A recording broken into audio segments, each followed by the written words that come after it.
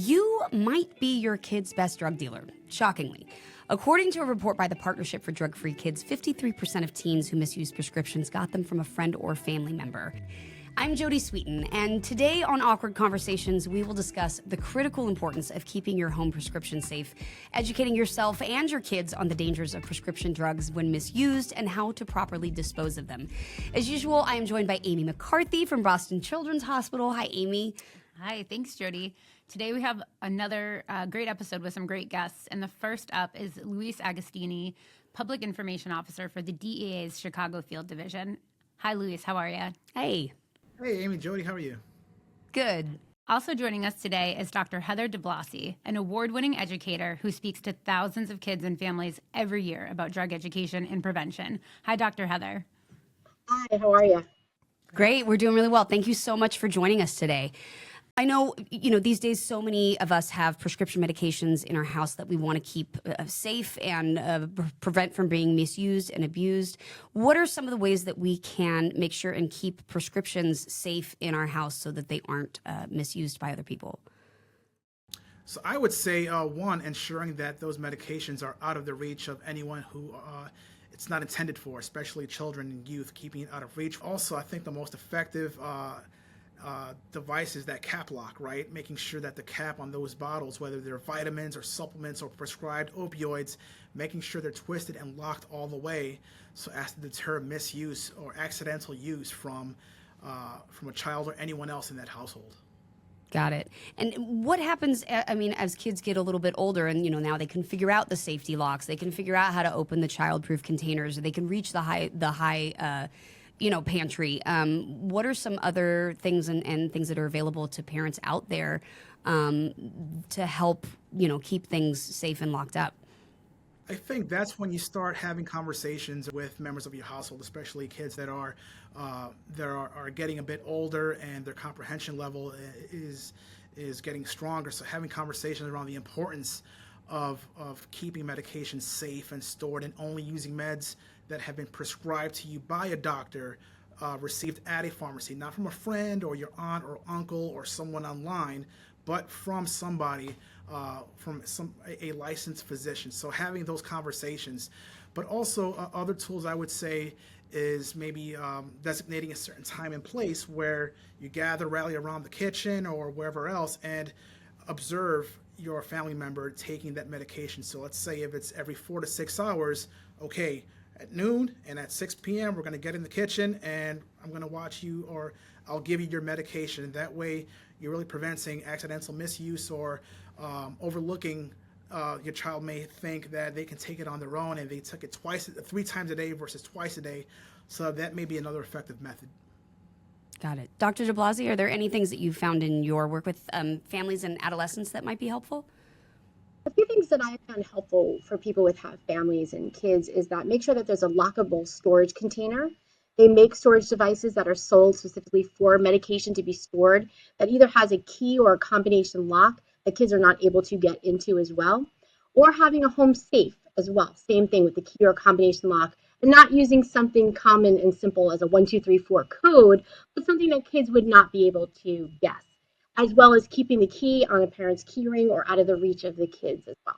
I know having the conversation about prescription medication is also really important, and talking to your kids and letting them know, where to get their medication, that there's a trusted source, that, they're not just getting it from a friend or whoever. What are some of the things that parents can make sure to discuss in those conversations when they're talking to their kids about safety and prescriptions and making sure that they don't, misuse or abuse either their own or other people's prescriptions? Well, we want to talk to our kids and we want to educate them. We want to talk to them about facts, not fear. So if a parent needs to practice and prep what they're going to say before they have that conversation with children, we recommend that. Definitely, because we want them to really talk to them about clear communication as to what they're trying to say. We want to make sure that the message is communicated that, yes, people need medication, but they shouldn't be taking other people's medication. It's not candy. They shouldn't be using someone else's medication. And that, of course, there's always an appropriate time and location for them to have that conversation. Not as they're running out the door, not as they're running in the door, or, not where they don't have enough time to handle the kids' questions. So that's why we say make sure that there's an appropriate time and location where parents can be calm, relaxed. They don't feel rushed to finish the conversation. They don't feel stressed because the kids will pick up on that as well. We also want to make sure that parents use age appropriate language, that they're using conversations that the kids can understand and questions that they can comfortably answer that might be on the kids' level as well. So using simple language is always the best. We also want parents to be honest with the kids. We don't want them to really talk around the question. We want them to explain what is the medication used for? Why are they taking it? What are the dangers associated with taking with someone else's medications? And we also want to talk about the fact that a doctor is prescribing it. So they don't want to take a friend's medication or someone else's medication because that medication has been prescribed for that person specifically, and that it isn't addictive substances. So there are side effects that can go with it. And they need to know that there are misconceptions out there that their friends may introduce to them, but that to get them back to their parents and ask the truthful information and to get a correct answer from them. As a parent, I would say do your homework. There are resources out there, websites. DEA, we have a couple of websites, age appropriate, as Dr. Heather mentioned, to help guide those conversations with your child at any age. So it's operationprevention.com and justthinktwice.org. There's resources out there to give you tools, sample conversations that you can use and guides just to go into those conversations informed with data. Kids are curious. They're going to ask questions. That's why, again, stressing patience and calm and ensuring a distraction-free environment. So again, like Dr. Heather mentioned, allocating time where no one's on their phones, tablets, the parent or the child, neither of you are distracted. You're not multitasking, cooking dinner, running errands, or whatever it may be. Setting aside that time where both of you are focused, having that conversation, and being patient. Kids are curious. They're going to have questions, and being able to answer their questions directly but calmly and appropriately. Those are super helpful tips and resources. And as always, the resources will be located in the show notes so people can just go and access those really quickly. I really appreciated both of your points. Another thing I think about for this conversation is this is an opportunity to teach our kids that self-medicating is not a helpful thing or not a healthy thing. And so we might think, you can just go grab some Tylenol out of the, the pantry or the medicine cabinet. You can go grab some Benadryl. When we're talking about prescription medications, we're talking about those medications too, because we want kids to know that those things should still be guided by a parent, by a doctor. And, how does that translate then down the line to things like cannabis or, opioids or other things like that, where people aren't just taking it into their own hands and that they're getting a doctor's kind of feedback. Right. And over-the-counter medication can also be, abused and just as dangerous, when abused, NyQuil, Dayquil, Benadryl, caffeine pills, all of these things are easy to get at any CVS or anything like that. But they can be severely abused because they are so easy to get and because they are easy for kids and adolescents and young people to just come across. I think that's a really helpful and great point. Just a couple of years ago, we heard about how, there was a rash of young people overdosing and misusing melatonin, which is a vitamin commonly used for sleep. And again, is safe, but not when we're not taking it as prescribed and as kind of indicated, in gummy form and all these different things. People can mistake them for candy, or, you're just thinking, oh, well, I just need to sleep. And so I'll take a couple, but a couple can be too much when you're not getting the right dosing. Another thing we want to talk about with folks is, inventorying these different medications and being able to keep track of what's in your home. So often, right, we're prescribed thing after thing, and after a while, you might lose track of it. Luis, do you have any advice for folks about how best to work on that inventorying piece? So we spoke about designating certain times where the parent or the caregiver, the guardian, can give that child or the young person in the house that medication. But another way is to keep inventory of the medication. Whether it's an over-the-counter melatonin or whether it's a prescribed opioid, you should know how many pills or tablets came before the seal was broken. And doing a regular inventory, whether it's pouring out the bottle of medication on the kitchen counter or on a counter, keeping a regular inventory and tracking that should help you as a parent, as an adult, as a guardian, monitor your child's consumption of prescription medication or any other medication that should be supervised. Yeah. And I mean, I know, as a young person who, did a lot of stupid things as a kid, I remember people going into other people's houses and going into their medicine cabinet and seeing what was available. So even if, maybe it's not your kids that you're concerned about, or it's not, something that you're dealing with in your house, oftentimes other people are coming into your house, going into your medicine cabinet, and if you aren't securing those medications properly, they are getting access to them. Another reason why inventorying can be really helpful, I think, is also to make sure that your kids are taking medications as prescribed, or that they are prescribed. Like, I have a lot of young people that I work with who say, I don't want to take my antidepressant anymore. I don't want to take my ADHD medication, which is okay. Like, let's invite a conversation about that. But they might just stop taking it altogether. And so if we're inventorying it and double checking and dispensing it, then as parents we have more empowerment and more knowledge in order to address those types of situations. And we know, again, when kids' mental health is treated, they're much less likely to misuse substances. And so it's a really important part of the discussion. We'll be right back after this message. Saving lives means staying informed. Knowing the dangers of using fake prescription pills can help those you care about and keep our community safe. As a parent, educator, neighbor, or friend, we all play a role in building safe and healthy futures for ourselves and our loved ones. Do your part to take the first step today. Visit GetSmartAboutDrugs.com to access education, prevention, and treatment resources. Fake prescription pills laced with fentanyl are deadly. Be their protector. Be informed. Visit GetSmartAboutDrugs.com. Jodie, you mentioned other people who come into our homes. Besides having our own medication that we have to be mindful of, we have to be careful also of other people's medications, grandparents, visitors, our kids' friends. Another important thing too is if you're selling your home is not to leave medication unsecured. So we have to keep track of not only our medication, but other people's medication. We could be very mindful and very careful of the medications that we have around, but other people may just throw them in a pocketbook, a coat pocket. They may just throw them on your kitchen counter or table. And we have to be very careful of that too. So we need to be very careful of keeping track of medications that come into our home as well.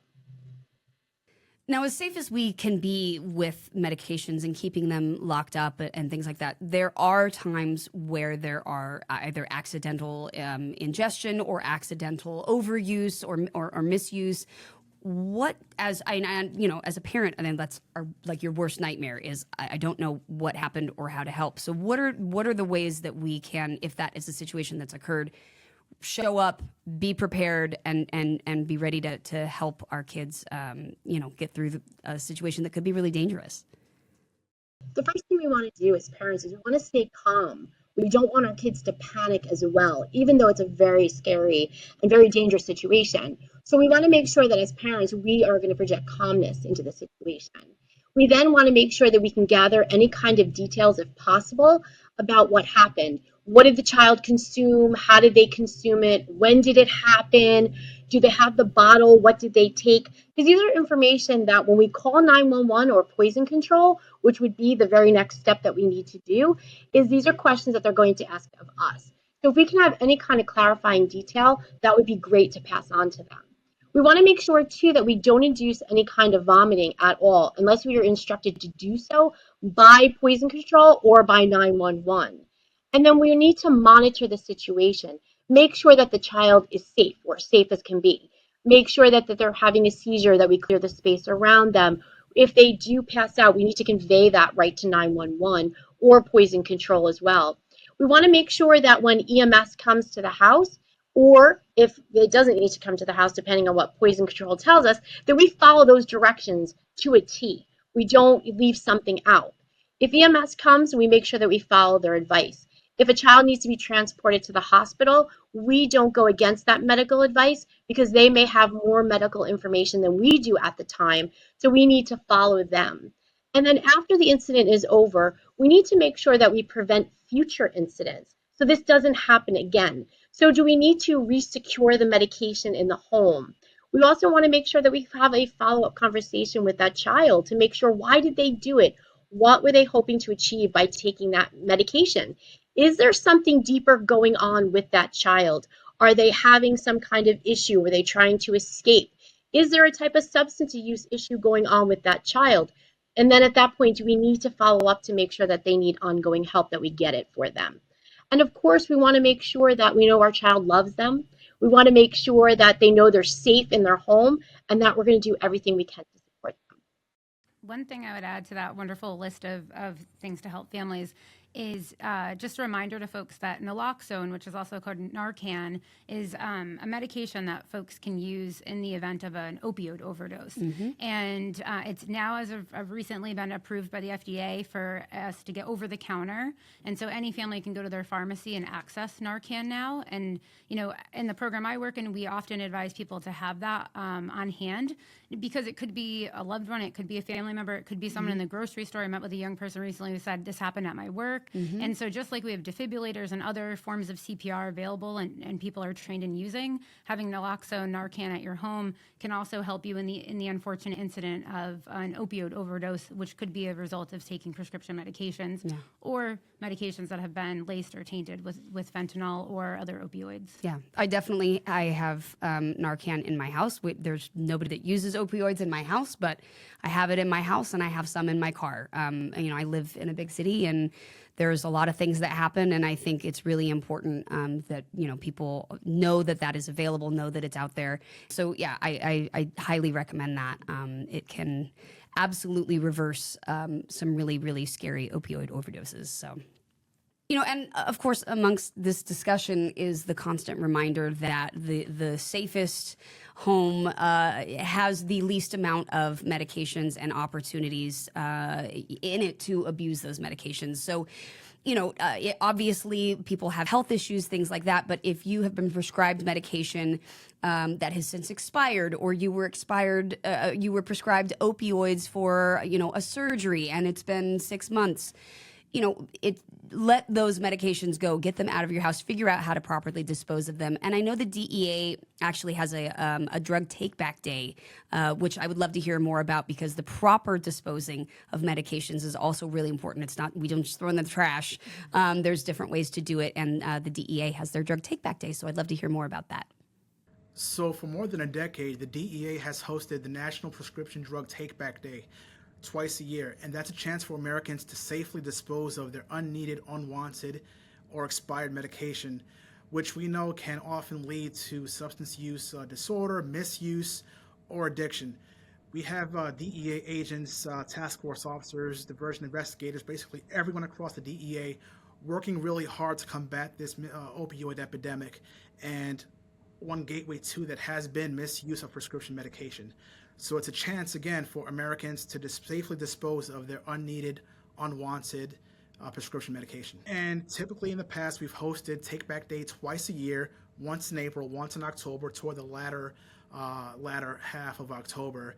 How does safely disposing of prescription drugs contribute to preventing substance misuse, as well as helping out the environment? So we know our nation is facing an opioid epidemic. We have over 109,000 people dying of drug overdoses. That includes prescription drug misuse or overdose of a prescription drug. So being able to safely dispose of unneeded, unwanted opioid medication can help reduce the number of injuries, harms, and even deaths. So as we've already mentioned during this episode, opioid misuse remains at pandemic levels here in the United States. SAMHSA data shows that majority of people who have misused a prescription medication obtained it from a family member or friend. That's why we're stressing the importance of safely disposing of unneeded, unwanted medications that are in your household. Are there any common misconceptions about Drug Take-Back Day or about proper medication disposal that you could address for us? I think some of the misperceptions or some of the confusion around Take Back Day is what we do and what we don't accept. We take pills, tablets, patches, we'll take liquids in sealed closed containers.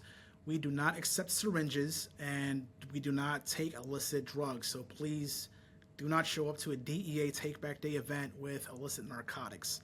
Also, other misperceptions around Take Back Day questions are, why can't I just throw them away in the trash? Or why can't I pour them down the bathroom sink or flush them down the toilet? The reason we advise to not flush medication down the toilet or just pour it down the drain is because that can actually contaminate the water supply.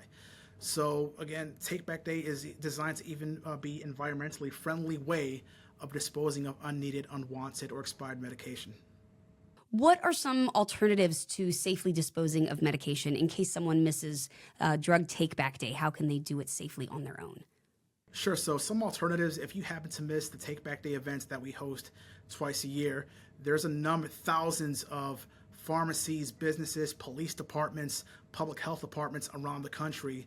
They host their own year-round take back initiatives, drop-off initiatives. So you can look up your local police department, public health department, check with your local pharmacy or even your hospital. You can also visit the DEA Takeback website, dea.gov/takeback. They have a takeback locator where you can punch in your address or your zip code to find your closest drop-off locator for the Takeback Day event. I know here in Chicago, within a 50-mile radius, there's over 80 take-back locations where you can safely dispose of your unneeded, unwanted medications. I just want to thank you so much for joining us today. Luis Agostini from the DEA and Dr. Heather DiBlasi, you have added so much to this conversation and really reminded us how to keep our kids and our homes safe from the abuse of prescription medications. And Amy McCarthy, thank you as always for joining us in this conversation. Great. Thank you so much, Jodie, Amy, Dr. Heather. It was a pleasure. Thank you. And Dr. DiBlasi, we would love to know more about how people can have you come and speak to them to help with, all of these awkward conversations. Reach out to me directly at email at heather@drheathertalks.com. So heather@drheathertalks.com. And I'd be more than happy to come out and educate students on the truth of these conversations and more. Thank you. That's wonderful. That'll be in our show notes, of course. Yes. And we look forward to more awkward conversations in the future about how to keep our kids safe. We are out of time, everyone, but please join us next week for another awkward conversation.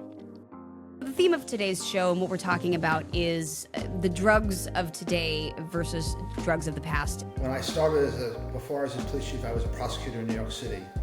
I was in the 80s during the crack wars.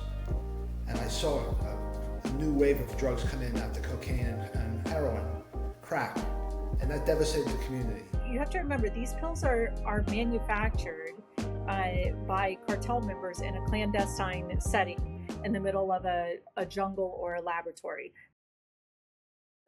Make sure to check out getsmartaboutdrugs.com. Parents, caregivers, you can find so many resources of great information there about how to talk to your kids and make these conversations a little less awkward. A huge thank you to the Elks DAP, which is the largest all-volunteer nationwide drug awareness program, and also a huge thanks to the DEA for their outreach program and for making this possible. The views, information, or opinions expressed during the Awkward Conversation series are solely those of the individuals, speakers, commentators, experts, and/or hosts involved, and do not necessarily reflect nor represent those of the production, associates, or broadcaster, or any of its employees. Production is not responsible and does not verify for accuracy any of the information contained in the series available for viewing. The primary purpose of this series is to educate and inform. This series does not constitute medical or other professional advice or services. This series is available for private, non-commercial use only. The production, broadcaster, or its channel cannot be held accountable for all or any views expressed during this program.